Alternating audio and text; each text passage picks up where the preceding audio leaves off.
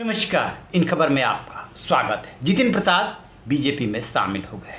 उनके शामिल होते ही कांग्रेस में ये अटकलें लगनी शुरू हो गई है और राजनीतिक सर्किल में कि अगला नंबर किसका, सचिन पायलट या मिलिंद देवड़ा।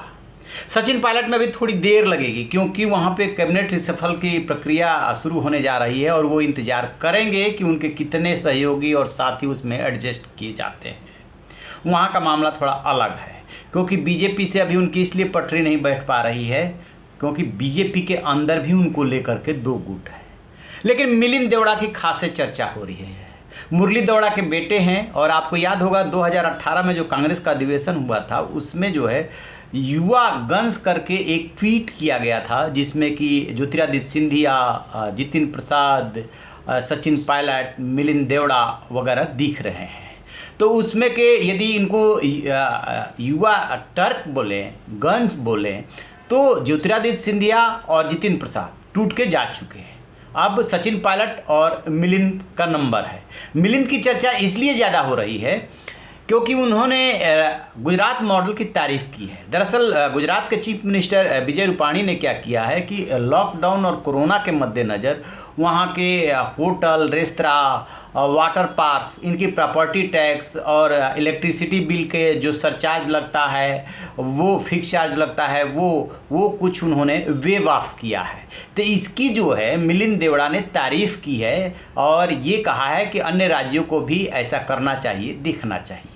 जैसे ही उन्होंने ये ट्वीट किया, विजय रूपाणी के ट्वीट को टैग किया, वैसे ही राजनीतिक हलकों में चर्चा शुरू हो गई कि अचानक मिलिंद देवड़ा जो है गुजरात मॉडल की क्यों चर्चा करने लगे, क्यों तारीफ़ करने लगे। चूँकि राजनीति जो है संदेशों से और संकेतों से चलती है। इन संकेतों का मतलब जो है बहुत दूर तक जाता है और मिलिंद देवड़ा उन युवा नेताओं में से हैं जो कि गाहे बगाहे अपनी व्यथा जो है शब्दों के माध्यम से और सोशल मीडिया पे व्यक्त करते रहते हैं।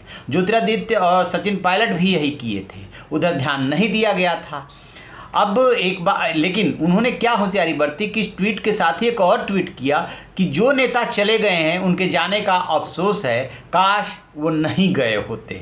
फिर वो आगे कह रहे हैं कि कांग्रेस पार्टी सबसे पुरानी पार्टी है, उसमें इतनी ताकत है, उसमें इतना मादा है कि वो चाहे तो अपने को खड़ी कर सकती है, मजबूत कर सकती है, वक्त की डिमांड है, उसे करना चाहिए वगैरह वगैरह। यानी कि साथ में वो बैलेंस करने की भी कोशिश कर रहे हैं।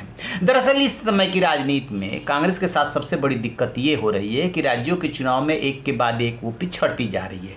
कांग्रेस अध्यक्ष के चुनाव को लेकर के ग्रुप जो 23 बना था उसके मांग के बावजूद कोरोना बीच में आड़े आ गया, अभी तक अध्यक्ष का चुनाव नहीं हो पाया है।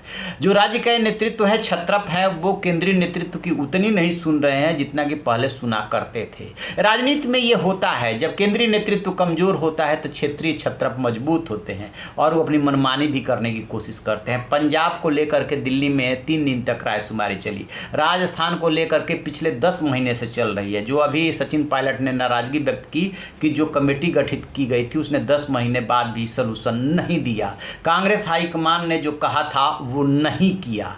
तो राजस्थान से वैसी ही खबर, पंजाब से भी वैसी ही खबर और अब जो है मिलिंद देवड़ा भी वैसे ही बातें बोल रहे हैं जिससे संकेत मिल रहा है। जितिन प्रसाद को पश्चिम बंगाल का प्रभार दिया गया था, ग्रुप 23 के नेताओं में वो भी शामिल थे, उन्होंने भी हस्ताक्षर किया था जो कांग्रेस अध्यक्ष को चिट्ठी लिखी गई थी और वो भी जो है टाटा बाय बाय करके चल दिए। तो इसलिए कांग्रेस में बहुत ज़्यादा हलचल है कि यदि नहीं रोका गया, समय रहते कदम नहीं उठाए गए तो ये जो युवा तुर्क हैं ये एक एक करके निकलते जाएंगे तो फिर पार्टी का क्या होगा। वैसे भी सोनिया गांधी पे आरोप ये लग रहा है कि पुत्र मोह में वो पार्टी को बर्बाद कर रही हैं नहीं कर रही है तो वो जाने और कांग्रेस ही जाने।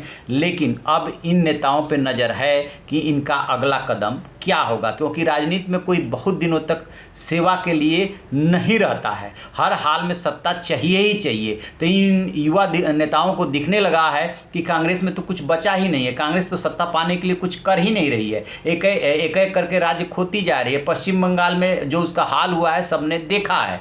तो हमारी इस पर नज़र रहेगी, जैसे कोई अपडेट मिलेगा हम आपसे साझा करेंगे। आप रहिए ना बेखबर, देखते रहिए इन खबर। Thank you.